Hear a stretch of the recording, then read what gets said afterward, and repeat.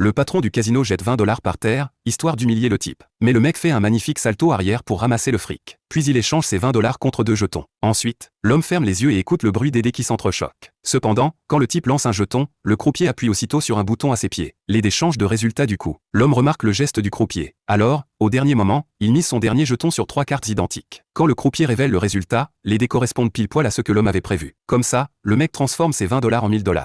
Ensuite, l'homme se dirige vers la table de poker. Il pose d'abord un jeton sur la position du croupier, puis étale les 900 $ restants sur la table. Au loin, le patron fait signe au croupier de distribuer les cartes immédiatement. En fait, l'endroit est truffé de caméras de surveillance, et toutes les cartes des joueurs sont surveillées par le personnel. Quand le croupier reçoit l'info, il change la carte du croupier de 3 à 9, pour s'assurer que sa valeur soit supérieure à celle de l'homme. Mais contre toute attente, l'homme a aussi un 9, et son autre carte est plus forte que celle du croupier. Selon les règles du jeu, l'homme a un avantage énorme. Alors, il remet tous ses jetons gagnés sur la table. À ce moment-là, les caméras filment les cartes de l'homme, et l'ordinateur fait une nouvelle analyse. D'après l'analyse, cette fois l'homme n'a aucune chance de gagner. Pourtant, en regardant ses cartes, l'homme glisse exprès un cure-dent au milieu des cartes, et trompe les caméras de surveillance. À ce stade, les jetons gagnés par l'homme approchent les 20 millions de $. Le patron est furax. Il fait aussitôt intervenir un de ses hommes qui a des super pouvoirs, pour récupérer tous les jetons. C'est alors que le maître de l'homme débarque aussi. Le maître prévient son élève de surtout ne pas regarder dans les yeux de ce type. Sinon il sera hypnotisé. Puis, le croupier secoue les dés. Le maître utilise sa vision à rayon X pour voir le résultat des dés. L'homme dit au maître qu'il y a un bouton spécial sous la table pour que le croupier puisse tricher. Alors, le maître utilise sa télékinésie pour couper instantanément les fils reliés au bouton, et dit à son élève de miser tous les jetons sur les petits chiffres. Quand le patron ordonne au croupier d'ajuster le résultat des dés, le mécanisme de triche explose. Le croupier est projeté à 10 mètres. L'instant d'après, les deux camps commencent un duel de super pouvoirs. Mais l'adversaire est clairement plus fort. Alors, le maître pose sa tête sur la table et brise tous les dés, annulant ainsi cette manche.